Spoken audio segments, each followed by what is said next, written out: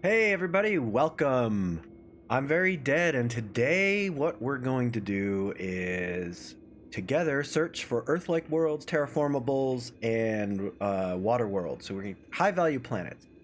Um, so I kind of have a methodology that I use, but it's not very successful. And I'm thinking maybe if we put our heads together and we kind of all use what works best for us, we'll figure out kind of like the best way, the most efficient way to find these high value planets. So join me as we go through deep space, looking for the kind of those diamond systems that are, kind of those rare gems where you get some water worlds, you get some Earth-like worlds, and hopefully we'll stumble across more of them than if I was just kind of randomly going through. I know that there are probably people that are a little bit more expert at this than me. I have done exploration for quite a while. But there's always somebody who's better at it and has kind of more insight. So come on, if you happen to come into my stream, and don't be shy, come into the chat and let's figure this out. If you see something that I should be doing that I'm not doing, as far as filtering in the maps or certain star classes and that kind of stuff, please feel free to offer your suggestions. I'm looking forward to increasing my ability to find these rare and exciting planets. So, if you're new to my stream, who the heck am I? Well, my name's Very Dead, and this is Very Dead Gaming. I enjoy playing Elite Dangerous. It's one of my favorite games. I have almost 4,000 hours in, so I've pretty much done everything that there is to do. And even though I wouldn't say I'm great at anything, I'm pretty good at just about everything in this game. So, I'm definitely not gonna wow anybody with my skills, but I can do just about everything. I'm a good utility player. And that's really my goal. Is not to be the best, it's to have the most fun. So if that is kind of in line with what you guys want to do, let's go have some fun together. All right, so let me just get back on my ship. This is where I left off last time.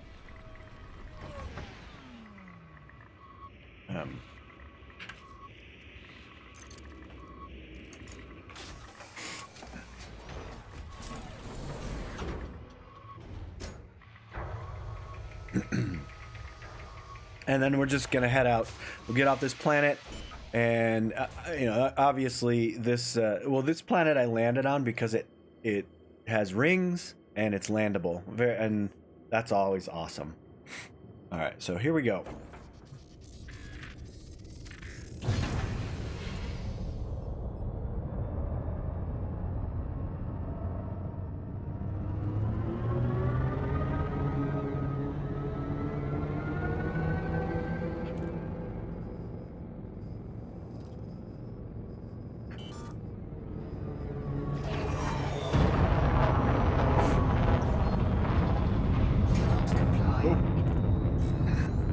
Always do that. I hit the wrong switch. It's I'm a little out of practice.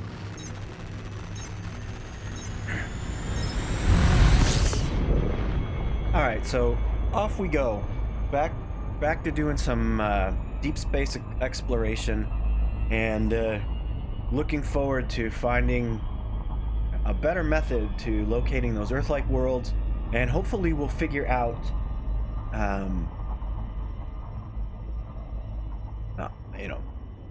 they're very rare to find. I've been through probably like 500 systems and I haven't found one. And I think the further out in the galaxy you go, the less you'll find. I know Earthlikes, while I want to find them, my biggest priority is terraformable. So water worlds, terraformable, and high metal content terraformables, those tend to be fairly common, and that's where if you're out here to make money, which it's a high on my priority list, is that I want billions of credits when I get back. That's what you want to do. So they should be in your wheelhouse, systems that contain those types. So a couple of things that I've found is that there's like Class A stars, Class K stars, Class F stars. Those typically will have high metal content, but you're also looking for like a D class system. So those 3 star classes, A, K, F, and then a Class D, which is the mass. It's kind of the mass code that you'll find on the name of the system. You want a D or higher in the alphabet. Anything less than D, like C, B, or A, there's not enough mass. So, all right, we're out in space now. So let me see if I have any systems marked on the galaxy map. All right, got a ton of them. All right.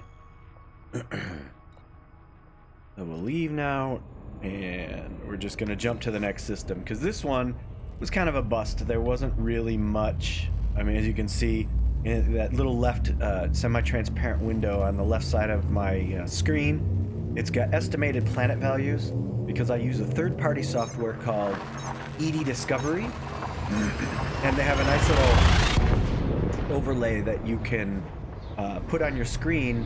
And once you do the FSS scan of the system, it tells you what their values are, so you know which ones you need to fly to and map. Again, saving you time and effort, and just increasing your overall efficiency. Oops, so I'm in the wrong.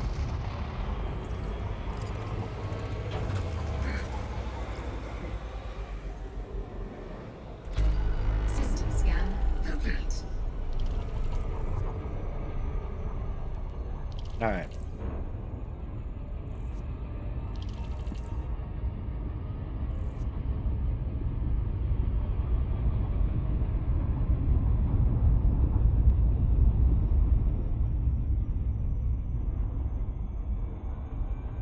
Just flying away from the main star a little bit before I do.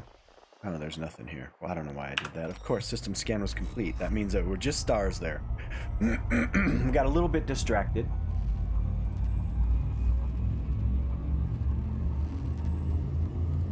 So I'm feeling pretty good today. I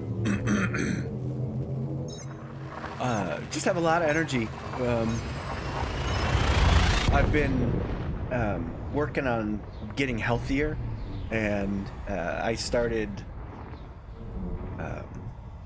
running again, and I do triathlons, and I do short course triathlons, so sprints and international distance, so like the Olympic distance triathlons. I do not do like the half Ironmans or the Ironmans. That takes a lot more training time, and I just I don't really enjoy the super long training sessions. They really kind of grind on my mental status. So but up to Olympic distance, it's short and sweet. And so I've started getting back into that, and I started running again. I've lost a lot of weight because I stopped doing a lot of physical activity for a while, just because life gets in the way, and you know you get lazy and you get tired, and you would just rather eat that pizza than not eat it and that kind of stuff. So or have that beer or have that wine, and you make a lot of excuses for yourself. But I got sick of I was just gaining too much weight, so I got sick of it. I didn't feel good anymore. I wasn't sleeping good. I started snoring. Oh my gosh, that's the worst. That is the worst. And it was just because I was getting too heavy, too much body fat. So and I couldn't run. That's something that I love to do, and I just couldn't do it. So since I've started really kind of focusing on it, I've lost about 45 pounds, and I feel much, much better. I don't snore anymore. I actually stopped drinking alcohol, not permanently, but if you drink alcohol, it makes it a lot harder to lose weight, and so I've kind of had to moderate. I really stopped. I haven't had a drink in, I don't know, it's 15 weeks or so. But I enjoy wine. I enjoy an occasional beer. But I'm really kind of focused on System scan getting my body weight complete. down to something, and my goal is not, I don't really care so much about a certain body weight other than how it affects my running and my biking.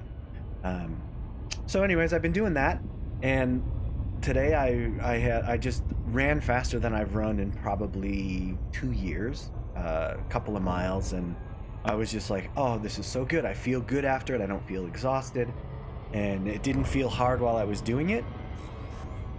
So, awesome.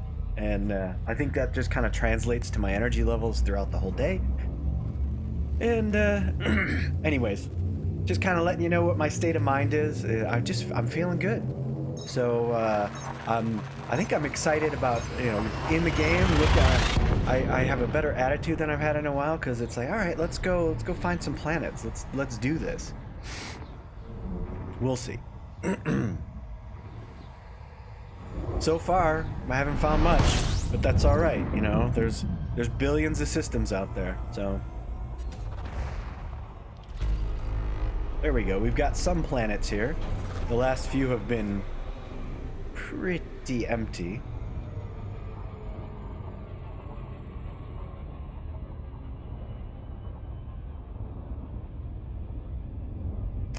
Yeah, so I'm noticing that I'm having some frame dropping issues.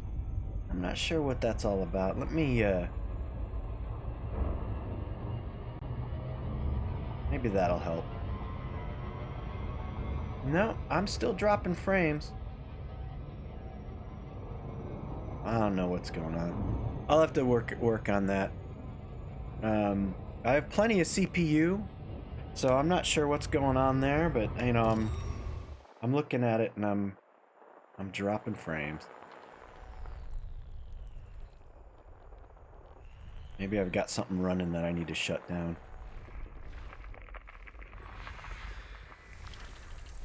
It might be time to clean my system, do a Windows reinstall, because I've never had that problem before. Now, it could also be the new drivers, because I just had to update my NVIDIA drivers, and sometimes that can cause issues. But I'm overclocking my CPU, I'm overclocking my my GPU. Everything is running really well, except, oh, see, I don't know. Now it's not doing it. It could also be my graphics settings. I might have to lower them a bit. I might have them set just a tad bit too high.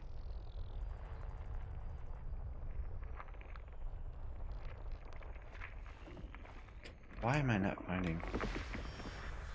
I just went right past it.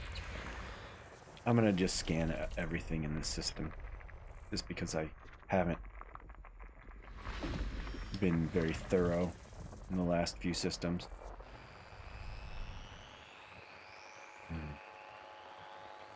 Now, exploration is not everybody's cup of tea. I know. System scan complete. Alright, not so good. Alright, moving on to the next system. Alright, so one of the things I'm going to do after I jump is I'll turn off my shields, I'll turn off my power distributor, turn off my... I'll turn off a bunch of systems that I don't need unless I'm like landing on a planet. And all that does is it lowers your overall heat production, and it saves on fuel consumption. Not that it really matters. I'm really only jumping to systems that have scoopable stars, so it's not like I'm gonna run out anytime soon of fuel. But it's just a good habit to get into, conserving your fuel. So here we go. I'm just gonna go the system modules, so shield generator, Shields offline.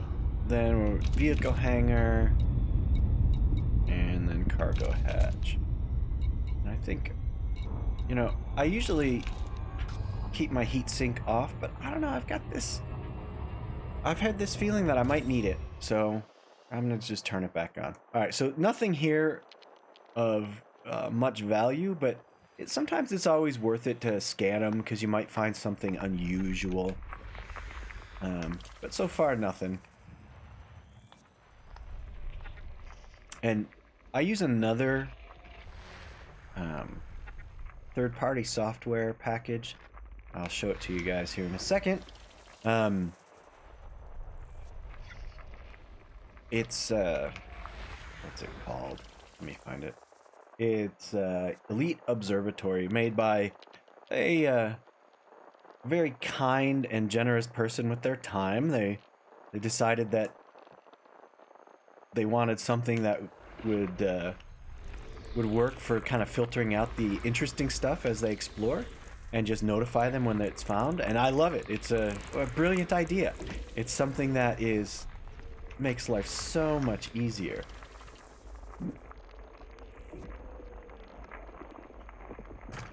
And since I've been using it, it has really helped me kind of find a few diamonds. You know, because if you're just going by value, like credit value, you're gonna miss a lot, because there's a lot of stuff that's just not valuable credit-wise that's very valuable for its rarity, as far as configuration with other planets. You know, if they're orbiting really close, or they have a beautiful ring system, or they rotate very quickly near another body, so you kind of get these great views.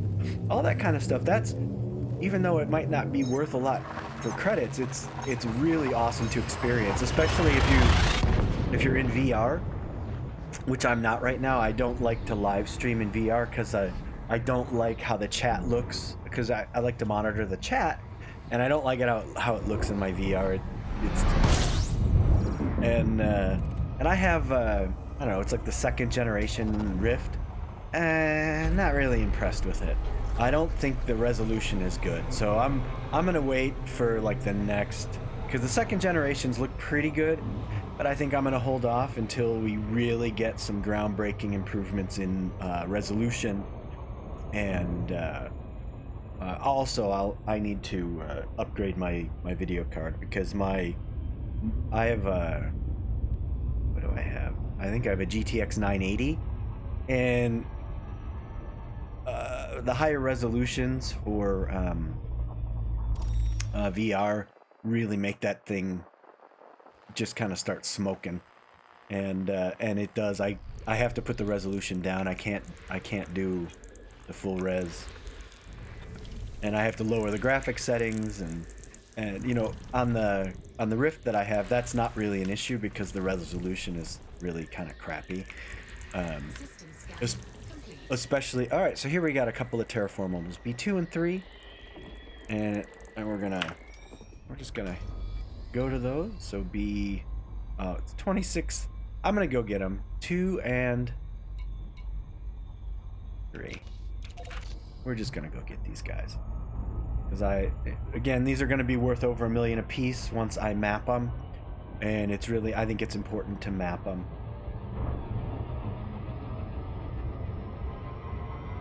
So we're just gonna head out there.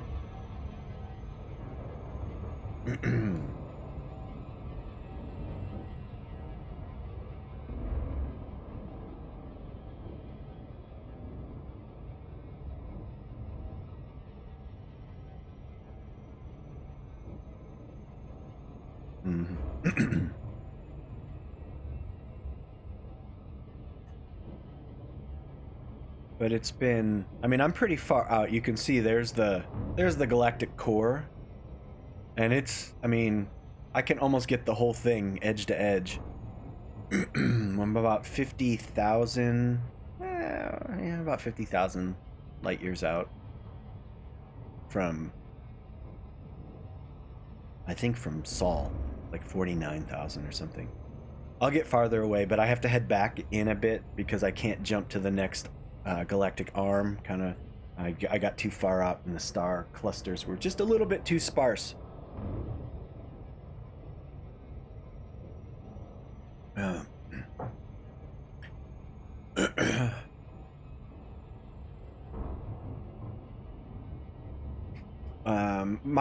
My limit for terraformables, like high metal content, is about 30,000 light seconds. If it's any much farther than that, I usually will skip them. Water worlds, I'll travel maybe to 80,000 light seconds. If they're terraformable, then I'll go over 100,000 light seconds. And then Earthlikes, doesn't matter how many light seconds out from the main star, I'm just gonna go get them because they're so rare and so few and far between. If you find one, you just go map it and you get your name on it because they're always very beautiful. I really enjoy getting shots, photographs, screenshots of my ship and the cloud formations. And sometimes they're very cool. They have they're orbiting. You know, I found a few that are orbiting a gas giant. I found one that was orbiting a neutron star. I found one that was very close to a water world. So they were tidally locked, but orbiting very close to each other, and and so you could see them both in the screenshot, and they were both fairly large. It was pretty awesome. But that's the kind of stuff you're looking for.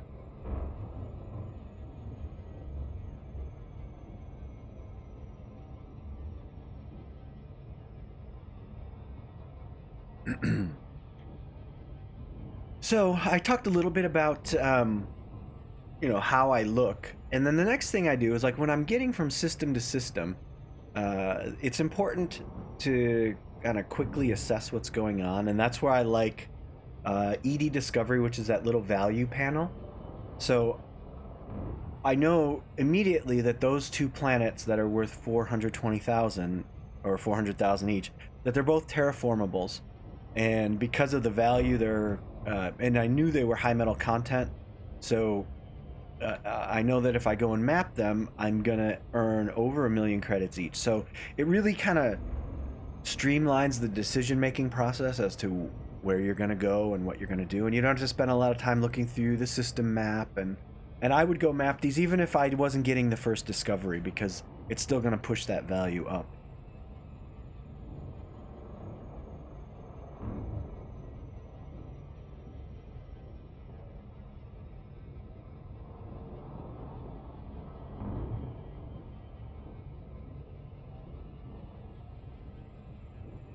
But you can see my fuel consumption. I disabled a bunch of... Oh, I forgot to disable my power distributor. I'll do that in a second.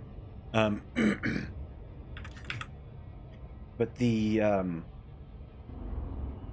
my fuel consumption is down to 1.64 tons per hour from about... It was like 1.97. So, I mean, it does save you some fuel consumption. Say you have a very long super cruise you have to do. At the end of that, you'll just have more fuel. So... I find that that's always very helpful. So, me. All right, I'm just gonna throttle back so I don't overshoot this guy, and then we're gonna go modules. Let me find my. Where are you? Frame shift, power distributor. All right, so distributor's off. So that brought me down to 1.59. So, it's just always.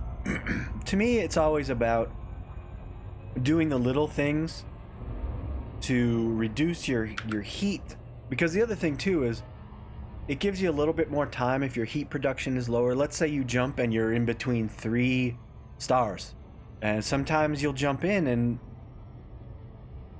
and you'll just be the system isn't perfect, and it puts you in the heat production range between 3 stars, and it may take a long time to get out, and you don't realize it right away. So it gives you a few more seconds to realize that you're in a dangerous area, and so you can then hit, pop that heat sink, or gives you a little bit more time between heat sinks. So it's all about giving yourself more time to react. So less heat, and you don't need shields. Shields do nothing about heat. In fact, they make you produce more heat. And then when you're scanning these, this is the pattern you want to use. Watch what I did. I went 3 across the middle and then top and bottom. And that'll give you all 5, and now I'm gonna go to number 3, which is right there. And you don't have to wait. Don't wait for your probes. There's no point. They will still land whether you're waiting for them or not. And there you go. I'm just under 2 million credits for that that planet. There, let me just adjust it to 1.9 million.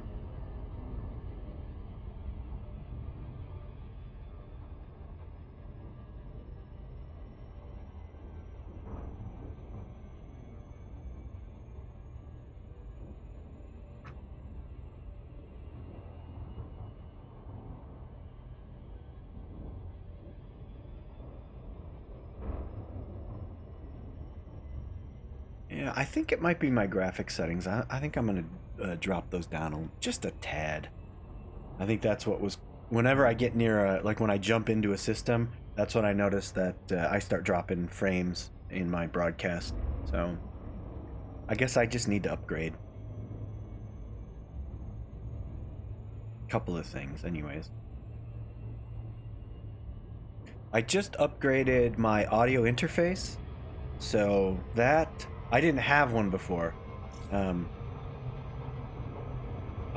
was running my mic USB into my computer, and so what I'm doing now is I've switched over to XLR connection through an audio interface, and to me it's way more flexible. The sound quality's better. It's more there's no lag, and it's just much better. Easier to configure. It was easier to set up in OBS. Not as glitchy. Like I used to have these weird glitches where my USB would screw up and then I would just lose audio, and that doesn't happen anymore. So saved up my pennies and spare change, and I bought I play electric guitar, so I bought an audio interface that I can use with my mic, but also with 2 guitars. So it's the Axe.io audio interface, and it has guitar specific features to it that I really like. It's got a couple of it's got this tone shifting ability, and then you can set the gain, and it's just nice. I really like it. It also has a direct output for like a master output to my amp if I want to just go direct, or I can do like audio outs to an amp and then create a loop and then reamp. It's very nice. So it just gives me a lot of different options. So I wouldn't say, if you were just streaming, it might be a little overkill. It definitely has some features. You might want to go for something that has maybe more inputs. Like this only has 2 inputs that you can use. But it also puts it in a lower price range because of that. So and I looked at a bunch. I looked at like the Scarlet. All right, so we're done with this system. So we're gonna just jump to the next one. But I'm slowly starting to upgrade my gear. I mean, I've had this same gaming system for years. I think I upgraded to this system when Battlefield 4 came out. So I mean, that's a while ago, but I've gotten a lot of mileage out of it. It's a GTX 980 video card. I think it was a i7 4770K processor that I can overclock. But it's definitely, it's not even a good mid-tier system anymore. I could probably upgrade to something that's mid-tier that would give me, I don't know, 100% more performance. So, and I also use this for video editing, so it's not just, I don't have enough money to have a separate system to edit video, and I'm editing because like my live stream, I don't shoot in 4K. I know it's 1080p, and then I stream it in 1080p, and then but for my YouTube videos, everything like that, I record it at 1080p just because my system doesn't like to record at 4K, but then I upscale it. So I upscale it to 4K, and then I edit at 4K. And then when when I render it, then I render it at 1080p. It just looks better. So, all right. So we have asteroid clusters, and then okay. So this is kind of a worthless system. So I'm not going to worry about the asteroids. We're just going to go to the System scan. gas giant, and then we're going to move on.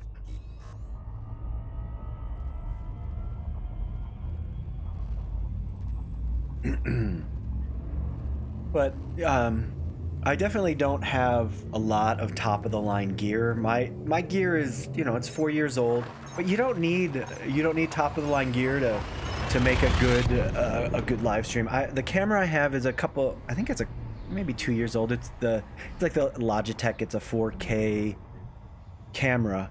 I don't ever stream in 4K, but it has that capability. Okay, so there we've got kind of a binary pair. They're very close together. It's not generating a lot of heat for me, which I'm lucky. Oh man, this is a nice system. 37 bodies, we'll take it. So it kind of popped me in between those two stars. That'll make you kind of come to attention real quick. But luckily they were far enough apart that I didn't have to worry about heat. All right, so we're just gonna pull out just a bit. Okay, here we go. All right, so let's see what we got. Okay, so we have, darn it, rocky ice. So right at the other side of this is Earthlikes. See, that's where we want it. And it looks like, so we're gonna go down to these high metal contents, and we're just gonna look for those. Well, here, you know, they're all gonna be around. Okay, so these are the high metal contents. Because we have these gas giants, that's where you're going to find a lot of them are kind of locked in orbit around those. And typically, unless they have their own orbit, you're not going to see very high value for high metal content. So, all right, so what system I am? POID. Okay, so I've got a close binary. So yeah, so those two binary stars are very close to each other.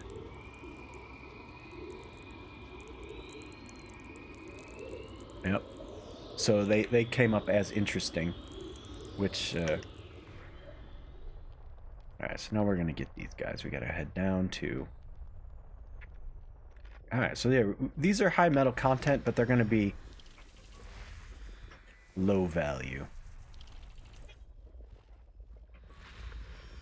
Oh, and these are rocky, so they're not quite. They're right on the border of high metal and rocky. And they're just turning out to be all rocky bodies. That's all right. Sometimes they're landable.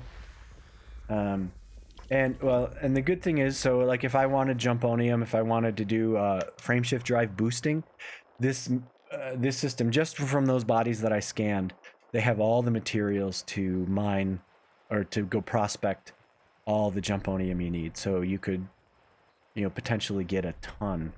All right, so of course, so now I just moved. Let's see. Okay, so these are going to be gas giants. And so it looks like all the smaller bodies are kind of locked up around these gas giants. And I guess that's okay. I mean, I'm not... But it just means that we're not going to see any high value. Or if we do, it'll be maybe one planet. But I typically do not find... any terraformables around gas giants. Every now and then, you get kind of a weird system where you get those, but I'm not thinking this is one of them.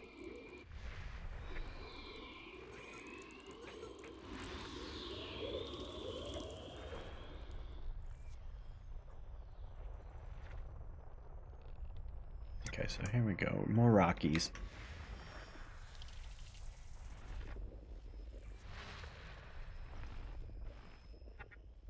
Sometimes I have a problem hitting those targets.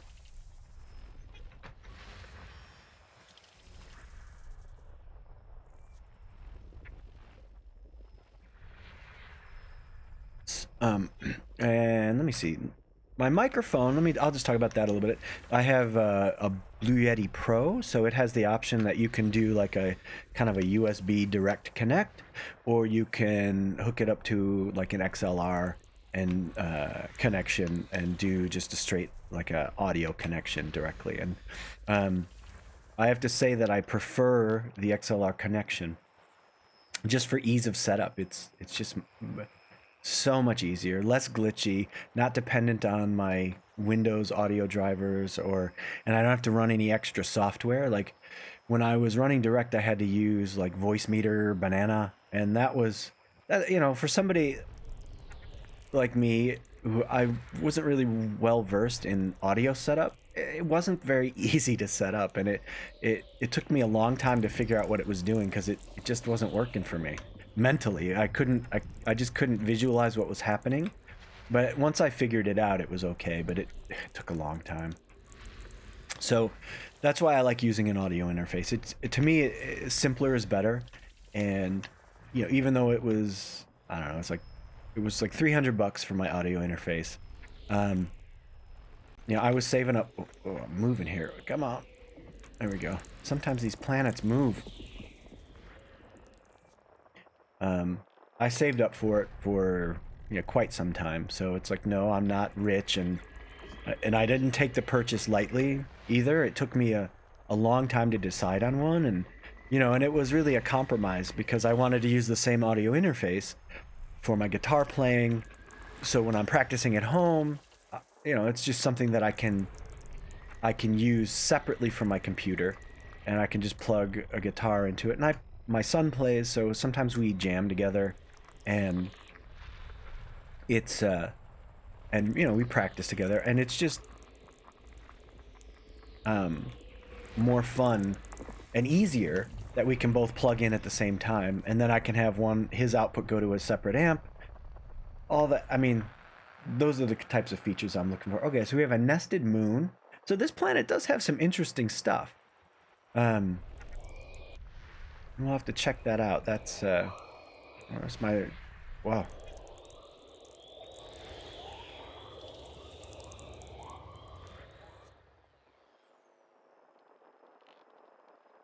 But again, you can see nothing of very high value. If you look at that, the estimated values pane in my game window toward the left there, it's just, there's just not anything going on in this system. There's a few interesting formations.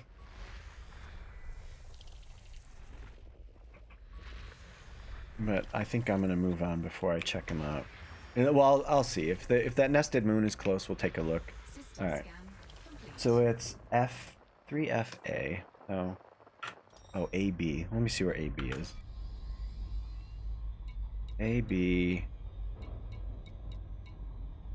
3FA.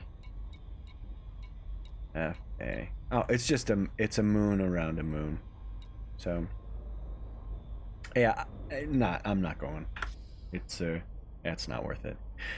I've seen too many of those. Alright, so we're just gonna jump to the next system. So far, only 2 terraformable high metal contents in the last 10 systems. So I think I'm gonna start narrowing down my focus. I'm gonna go to, after this jump, I'm gonna get, I think I have G class. I'm gonna get rid of those, and I'm only gonna jump to the A's and the F's, and I think that's it.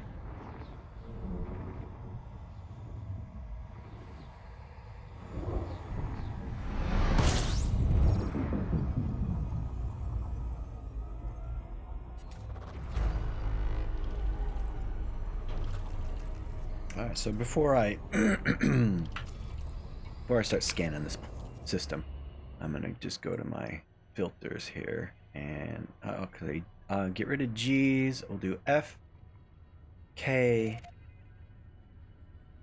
A, and I'm gonna get rid of, what are those? Here, let me change the transparency here. I can just see it. So, well, see, I like the B's and the O's. They're very rare. I don't find them, but if I come across them in my route, I like to visit them just because I don't come across them very much, and it just kind of adds to my discovery portfolio of things that are less common. And I like to have less common. Okay, so just Rockies and then 2 gas giants. So all right, we're just gonna jump. And that's the other thing I suggest. Get in the habit of not having to scan every system you visit, because it really does slow you down, and it reduces the amount of high value planets you find. So like, resist that. I mean, you're going to be tempted to just vacuum up everything. I'm going to scan everything, I'm going to do it, but ultimately it's unproductive, is because it slows you down by up to I don't know, 200%. It's such a waste of time. So, you know, get it out of your system. Go ahead, especially if you're a new explorer, get out there and scan the crap out of everything. Get your name on thousands of systems, and get it out of your system, because once you get, 10,000 new discoveries, then it becomes about finding the interesting ones, because you just, it's not good enough to just have mass amounts of discoveries, which is, I guess, that's kind of a cool thing, but you're never going to catch the guys that have the most amount. So why don't you go look for some interesting stuff, because even that, you can find stuff that nobody's found that's way better. All right, so I think system scan was complete, and there was nothing here, just 2 stars. Yep.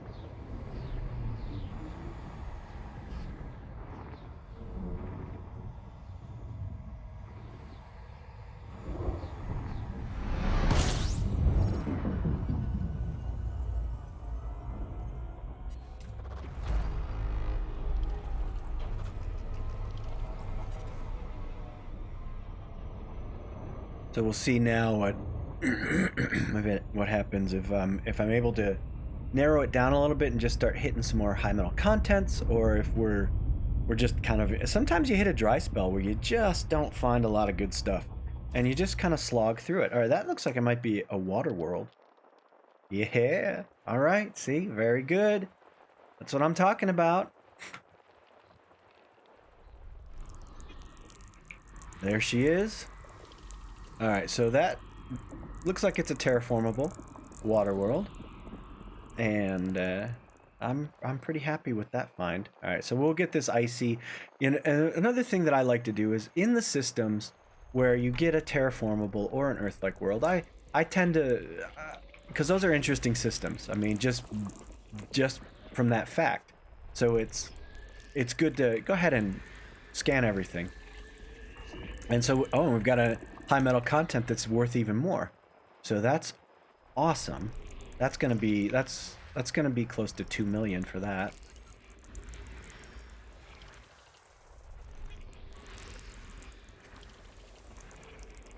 All right, and then there we go. We got this icy, an icy body. Yeah. All right, so it's not in the orbital plane here. It's gonna be. Let's see if I can find it. Oh, there it is. So just a little bit off. System scan complete. All right. So we're going to go to, what is it? 3 and 4.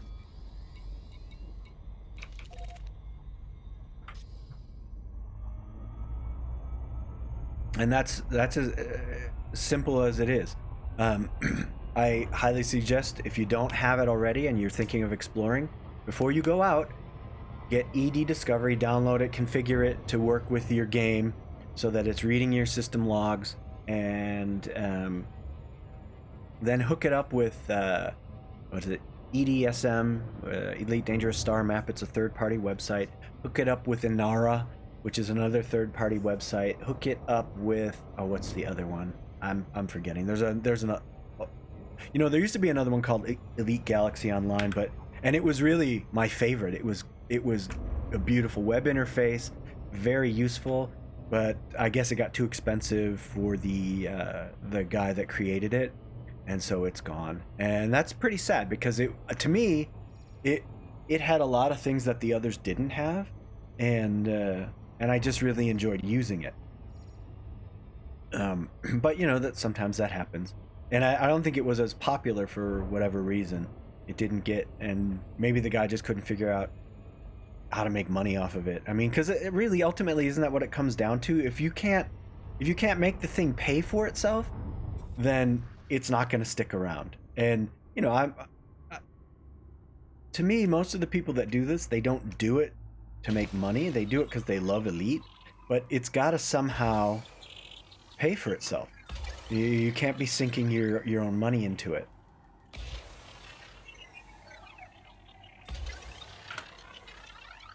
And then we're gonna go to planet number 4.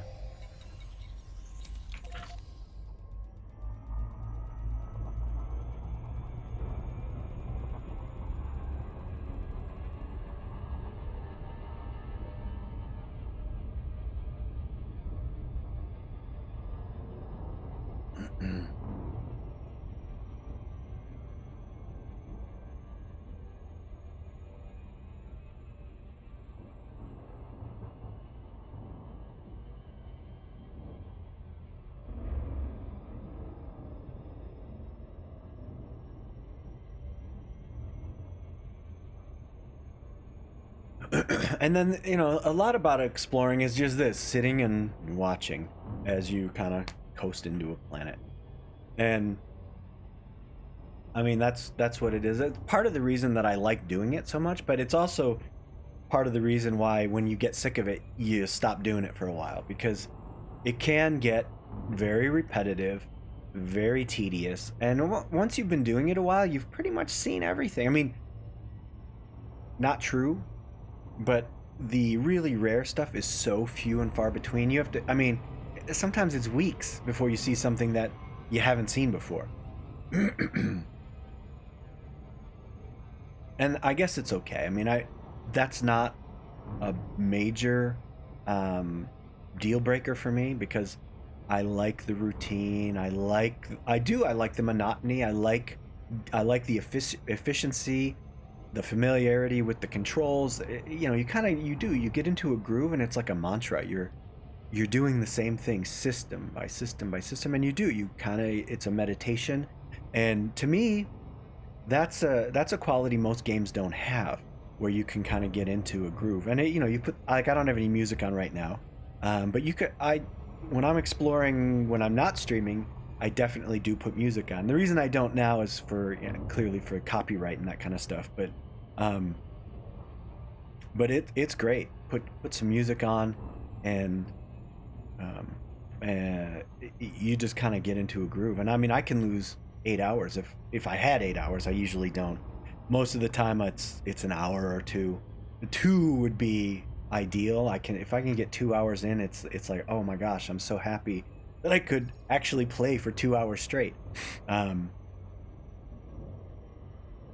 Anyways, this is what I love about exploration. It's just that method. Here we go. Nice. That's a beautiful water world. And uh-oh, I didn't get credit for the planet that I scanned. I'm gonna have to go back. What did I do? I must not have launched. Okay, this one needs 7 probes.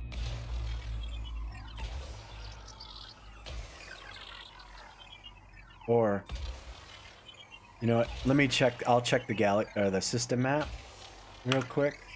Let's go there, because this might already be in a discovered system. No. So 4 and 3. So I have to go back to 3.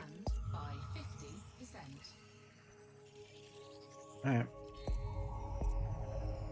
So go back to 3. Because, all right, so yeah, 1.2 mil, but I'm not leaving those credits on the table. We're going back. That's a total bummer that I missed that. I thought for sure I must have missed one of the probes.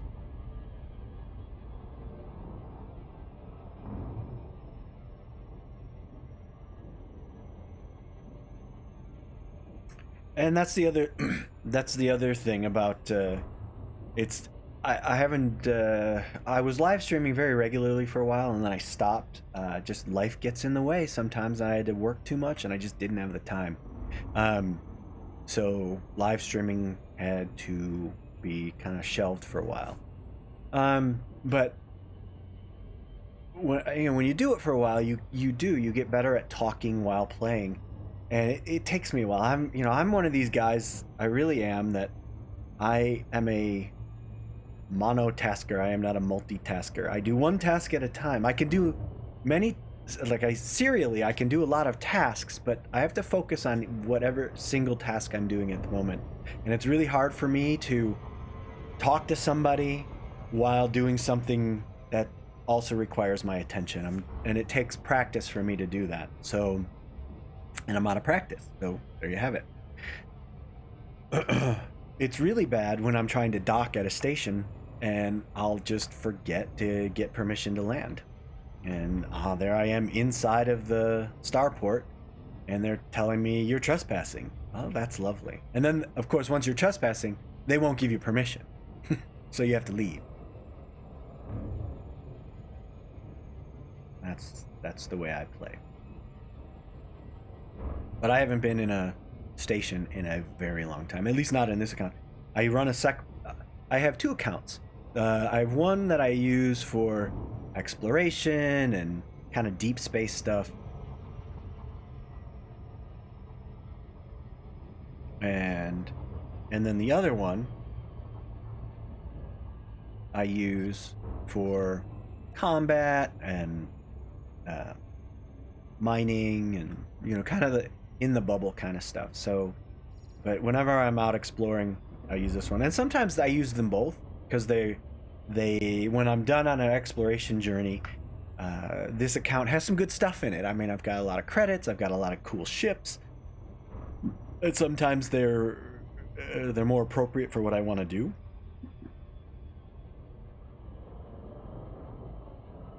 But so I have one account. This one, typically it's my exploration account. All right, so now I have to find. All right, so there it is. We're gonna just go.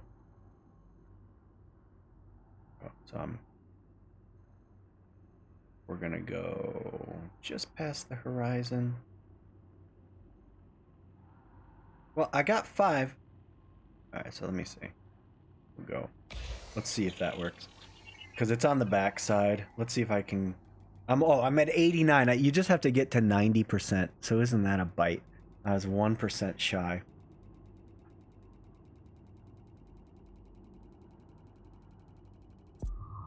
There we go. Typical. All right. So that bumped me up. That was over 2 million for that one. So it was definitely worth it. That went from 400,000 to 2 million. So, and that's where you see that the water world was only worth 1.2 million, where the terraformable high metal content was worth 2 million. So, and there's a lot more of the terraformable high metal content world. So if your goal is to make money exploring,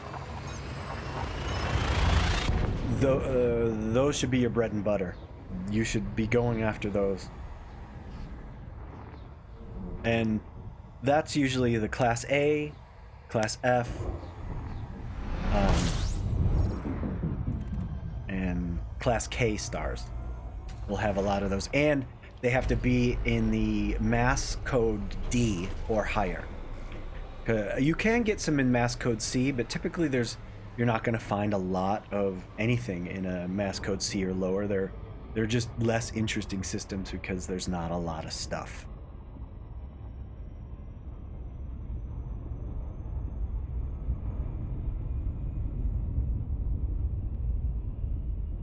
Let me see. How many more jumps do I have? Oh, 16. I'm not gonna get there. So I got about halfway. I did like 16 jumps. We had 32 when we started. I had 16. Got about 16 done. So 16 systems an hour. Yeah, I'm sure that's probably not breaking any records, but that's okay. I mean, I'm not. It's not a race, and I've already been out here exploring for, in real life, 6 months of real time. I started, you know, 6 months ago doing this, and I haven't played every day. I mean, I can play 2 or 3 days a week, and if I can get 2 hours, that's a lot. So it's usually between 1 and 4 hours a week is all I get to play this right now. Um, and so I might, if I'm 16 systems an hour, I can get 70 systems a week, if that. Which is not. I mean, I watch people that do 70 systems a day, and they game for just a couple of hours. They're just much faster than me, but I've never been a speed run kind of person, and I just go at the pace that is most fun for me. It's not breakneck, but I don't make a lot of mistakes, and I like to look at what I'm scanning sometimes, and I get distracted by it. Every now and then I really get on kind of that get in a groove where I would just nail the systems. But like now, it's like I'm getting distracted. I'm mapping these icy bodies, which typically I would just skip, but you know, and I'm looking for this guy, and that's why. So now we're done. I'm not gonna go for any more. We'll get the next system.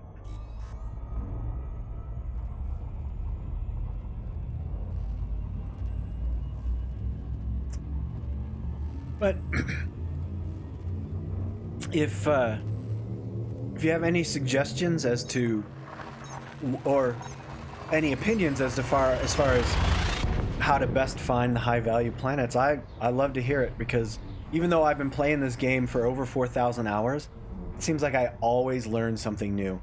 And there's always somebody, even if they have 100 hours in the game, they'll throw out this idea that I never even thought of in 4,000 hours of game time, and it's like a revolutionary idea to me. I'm like, oh my gosh, why haven't I been doing that?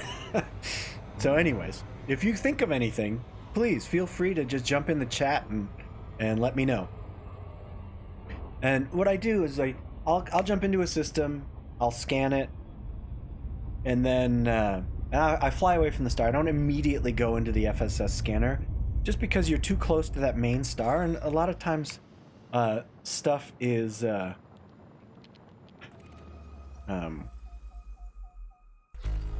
behind that main star and you can't see it. All right, so here we have some high metal contents that I'm just gonna look for them.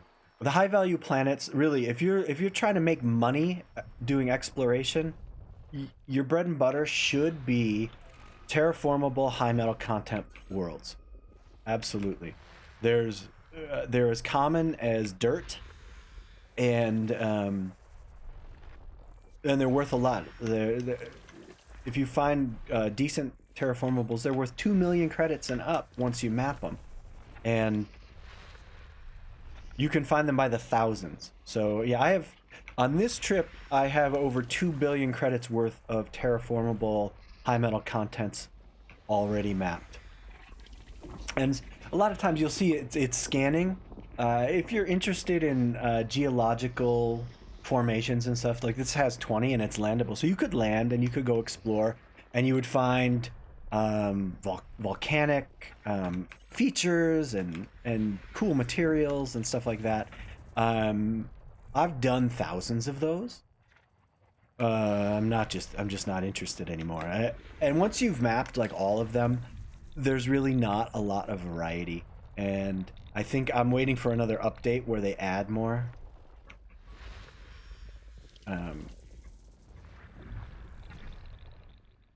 Okay, so there must be another high metal content in here that I missed. There it is. And I don't know what's going on with that. Alright, and so this guy is what? Let's see if we can find him.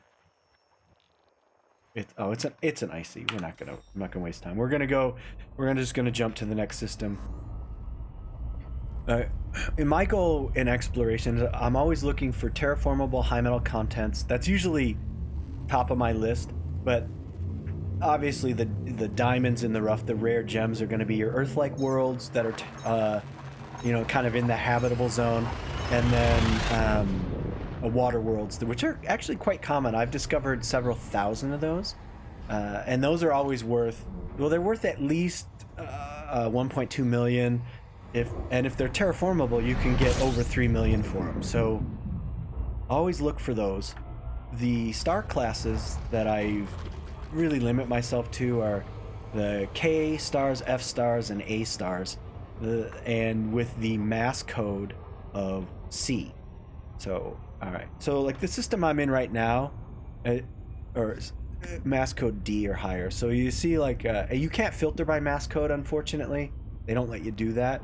But like this system is a mass code of C. Like if you look at its OOD FLAEE or FLAAE, OOD FLAE, XL-U, and then it's C-16-0.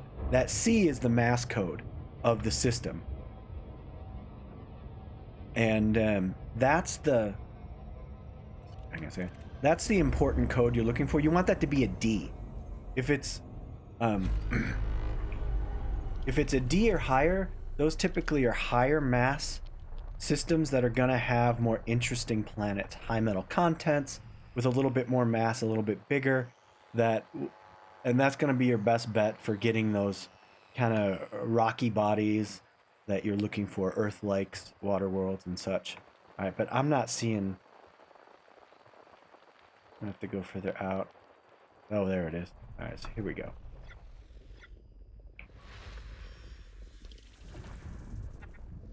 And I'm using Elite Dangerous Discovery. You'll see on the left, there's a little square left panel that's semi-transparent. If you look closely, it's estimated values of planets. So I really use that as a quick reference to see if I found anything